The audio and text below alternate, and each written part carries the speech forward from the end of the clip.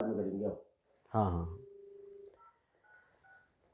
अब आप श्रवण करेंगे श्री ब्रह्मा पुराण के 23वें अध्याय में 61 नंबर पेज पर श्री गणेश जी की उत्पत्ति का प्रसंग और चतुर्थी तिथि का महात्मा। तो राजा प्रजापाल ने पूछा, महामुने गणपति का जन्म कैसे हुआ, उन्होंने सगुण रूप कैसे धारण किया, ये संशय मेरे हृदय के लिए कष्टप्रद बन गया है, अतः आप इसे दूर करने की कृपा कीजिए। तो महात्मा बोले, पूर्व समय की बात है, संपूर्ण देवता और तप को ही धन मानने वाले ऋषिगण कार्य आरंभ करते थे और उसमें उन्हें निश्चित ही सिद्धि प्राप्त हो जाती थी। फिर ऐसी स्थिति आ गई कि अच्छे मार्ग पर चलने वाले लोग विघ्न का सामना करते हुए किसी प्रकार कार्य में सफलता पाने लगे, पर निकृष्ट कार्यशील व्यक्ति की कार्य सिद्धि में कोई विघ्न नहीं आता। तब पितरों सहित संपूर्ण देवताओं के मन में ये चिंता उत्पन्न हुई कि विघ्न तो असत कार्यों में होने चाहिए, अतः इस विषय पर वे परस्पर विचार करने लगे। इस प्रकार मंत्रणा करते करते उन देवताओं के मन में भगवान शंकर के पास चलकर इस गुत्थी को सुलझाने की इच्छा प्रकट हुई। अतएव कैलाश पहुंचकर उन्होंने परम गुरु शंकर को प्रणाम कर विनयपूर्वक इस प्रकार प्रार्थना की। देवता बोले, देवादिदेव महादेव शूलपाणी त्रिलोचन भगवन, हम देवताओं से भिन्न असुरों के कार्य में ही विघ्न उपस्थित करना आपके लिए उचित है, हमारे कार्य में नहीं। देवताओं के इस प्रकार कहने पर भगवान शंकर अत्यंत प्रसन्न हुए और वे निर्निमेष दृष्टि से भगवती उमा को देखने लगे। देवता भी वहीं थे। पार्वती को ओर देखते हुए वे मन ही मन सोचने लगे, अरे इस आकाश का कोई स्वरूप क्यों नहीं दिखता। पृथ्वी जल तेज और वायु की मूर्ति को तो चक्षु गोचर होती हैं, किंतु आकाश की मूर्ति क्यों नहीं दिखाई देती। ऐसा सोचकर ज्ञान शक्ति के भंडार परम पुरुष भगवान रुद्र हंस पड़े। तो आकाश की मूर्ति न देखकर शंभु ने जो हंस दिए थे, इसका अभिप्राय था बहुत पहले ब्रह्मा जी के मुख से सुन चुके थे कि शरीरधारी व्यक्तियों की ही मूर्ति होती है। आकाश के शरीरधारी न होने के कारण इसकी मूर्ति असंभव है, क्योंकि आकाश ने शरीर का रूप धारण नहीं किया है, वो अव्यक्त है। फिर तो उन पर ब्रह्म रुद्र के द्वारा पृथ्वी जल तेज और वायु, इन चारों के सहयोग से ये एक अद्भुत कार्य संभव हो गया। अभी हंसी बंद भी नहीं हुई थी कि इतने में एक परम तेजस्वी कुमार प्रकट हो गया। उसका पंचभूतों से जो बना है, हाँ, उसका मुख तेज से चमक रहा था, उस तेज से दिशाएं चमकने लगीं। भगवान शिव के सभी गुण उसमें सन्निहित थे। ऐसा जान पड़ता था मानो साक्षात दूसरे रुद्र ही क्यों ना हो। वह कुमार एक महान आत्मा था। वह प्रकट होकर अपनी सस्मित दृष्टि, अद्भुत कांति, दीप्ति मूर्ति तथा रूप के कारण देवताओं के मन को मोहित कर रहा था। उसका रूप बड़ा ही आकर्षण का था। भगवती उमा उसे निर्निमेष दृष्टि से देखने लगीं। यह अद्भुत कार्य देखकर तथा स्त्री का स्वभाव चंचल होता है, संभवतः उमा की आंखें भी इन अनुपम सुंदर बालक पर मुग्ध हो गईं। यह मानकर भगवान रुद्र के मन में क्रोध का आविर्भाव हो गया। अतः उन परम प्रभु ने गणेश जी को शाप दे दिया, कुमार तुम्हारा मुख हाथी के मुख जैसा और पेट लंबा होगा। सर्प ही तुम्हारे यज्ञोपवीत का काम देंगे, ये नितांत सत्य है। इस प्रकार गणेश जी को शाप देने पर भी भगवान शंकर का रोष शांत नहीं हुआ। उनका शरीर क्रोध से कांप रहा था। वे उठकर खड़े हो गए। त्रिशूलधारी रुद्र का शरीर जैसे जैसे हिलता, वैसे वैसे उनके श्री विग्रह से रोमकूपों से तेजोमय जल निकलकर बाहर गिरने लगा।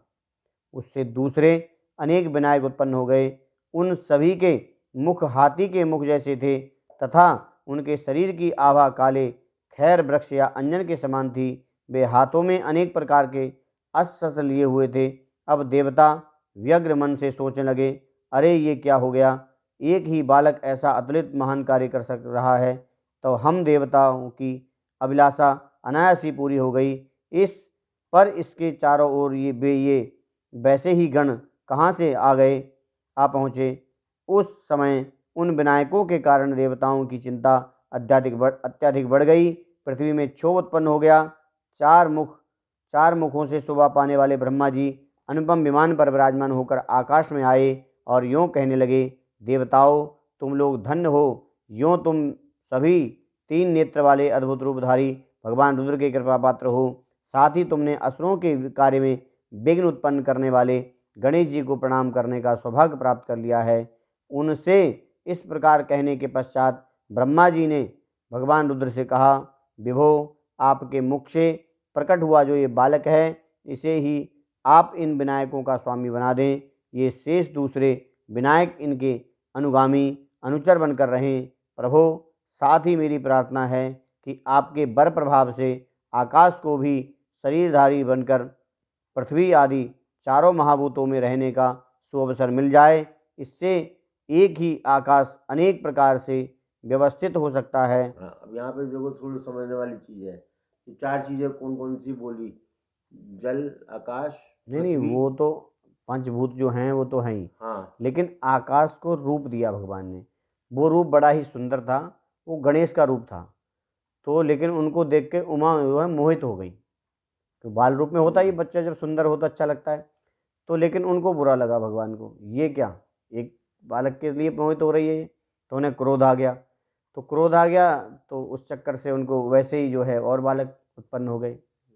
गणेश के मुख वाले ने श्राप दे दिया ना भगवान शिव ने कि तेरा जो है मुख गज की तरह होगा और तेरा पेट बहुत लंबा हो जाएगा।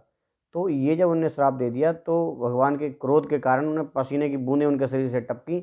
तो गणेश के जैसे ही और अन्य बालक पैदा हो गए जिनके मुख जो है हाथी के थे और तो शरीर ब्रह्मा जी वैसा ने था। क्या कहा फिर? ब्रह्मा जी ने ये कहा, जो देवता आए हुए थे दर्शन करने के लिए, सब देवता जो दर्शन करने आए थे, देवताओं से ब्रह्मा जी ने ये कहा कि तुम धन्य हो कि तुम साक्षात शिव का दर्शन कर रहे हो और उनके अनुरूप गणेश का तुमने जो है, गणेश क्या करते हैं जो बताया यहाँ पर कि राक्षसों में विघ्न पैदा करते हैं। राक्षसों के लिए विघ्न पैदा करने वाले विनायक, मतलब विघ्न पैदा करने वाले। क्योंकि गणेश के 2 रूप आपने पहले भी सुने हैं, 2 रूप हैं। एक तो वो रूप है जो विघ्न करने वाला है और एक वो रूप है जो विघ्न को शांत करने वाला है। तो वो यहाँ पर भी कह रहे हैं इसी बात को, विघ्न करता और विघ्न हरता, दोनों काम उनके हैं। तो जैसे रावण के साथ किया उन्होंने, पहले विघ्न उत्पन्न किया कि उनको भाई लघु शंका आ गई और उन्हें पकड़ लिया और नीचे रख दिया। तो पहले विघ्न किया और विघ्न का बाद में समाधान भी कर दिया। तो ये चीज़ कही गई यहाँ पर, दोनों रूप से भगवान हैं कि जो पैदा हुए थे ना क्रोध से कारण पैदा हुए, तो उनकी स्थिति कैसी होगी? विघ्न करता। वो जो विनायक जो कहे गए हैं वो क्रोध को, वो विघ्नों को पैदा करने वाले कहे गए हैं। तो उनके अधीश्वर इनको बना दीजिए आप, जिससे कि विघ्न की शांति भी होती रहेगी हाथ के हाथ। ये विघ्न करेंगे और ये उनको शांत करेंगे। जैसे होते ना चूहे क्या करते हैं, वो करते हैं, कटुकुतर करते हैं, शैतानी करते हैं घर में। घर को हर कोई चाहता है घर में चूहे हों, कोई चाहता है बताओ? तो वो विघ्न करने वाले भी हैं और विघ्न को शांत करने वाले भी हैं। तो उनके लिए गणेश जी उनके ऊपर उनके वो बना दिए, सबके स्वामी बना दिए कि तुम इनको जो है अपने अधिकार में रखोगे। तो इस प्रकार भगवान रुद्र और ब्रह्मा जी बातें कर ही रहे थे। इसे ही आप इन विनायकों का स्वामी बना दें। ये शेष दूसरे विनायक इनके अनुगामी अनुचर बनकर रहें। प्रभु, साथ ही मेरी प्रार्थना ये है कि आपके प्रभाव से आकाश को भी शरीरधारी बनकर पृथ्वी आदि चारों महाभूतों में रहने का सुअवसर मिल जाए। इससे एक ही आकाश अनेक प्रकार से विकसित हो सकता है। इस प्रकार भगवान रुद्र और ब्रह्मा जी बातें कर ही रहे थे कि विनायक वहाँ से चले गए। फिर पितामह ने शंभु से कहा, देव, आपके हाथ में अनेक समुचित अस्त्र हैं। आप ये अस्त्र तथा वर अब इस बालक को प्रदान कर दें। भरत मुद्रा जो है ना उनको दिए ना गणेश जी को, कह रहे हैं आपके पास तो बहुत सारे अस्त्र हैं, ये जो है आप इसको दे दीजिए। तो आप ये अस्त्र तथा वर अब इस बालक को प्रदान करें, यह मेरी प्रार्थना है। ऐसा कहकर ब्रह्मा जी वहाँ से चले गए। तब भगवान शंकर ने अपने पुत्र गणेश जी से कहा, पुत्र विनायक, विघ्नहर, गजास्व और भवपुत्र इन नामों से तुम प्रसिद्ध होगे। तो क्रूर दृष्टि वाले ये विनायक बड़े उग्र स्वभाव के हैं, पर ये सब तुम्हारी सेवा करेंगे। प्रकष्ट, यज्ञ, दान आदि शुभ कर्म के प्रभाव से शक्तिशाली बनकर ये कर्मों में सिद्धि प्रदान करेंगे। देवताओं, यज्ञों तथा अन्य कर्मों में भी सबके श्रेष्ठ स्थान तुम्हें प्राप्त होगा। सर्वप्रथम पूजा पाने का अधिकारी तुम्हारा है।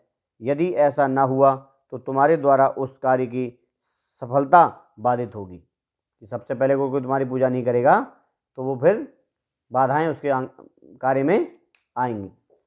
तो महाराज जब ये बातें समाप्त हो गईं तो भगवान शंकर ने देवताओं के साथ जलपूर्ण सुवर्ण कलशों के विभिन्न तीर्थों के जल से उन गणेश का अभिषेक किया।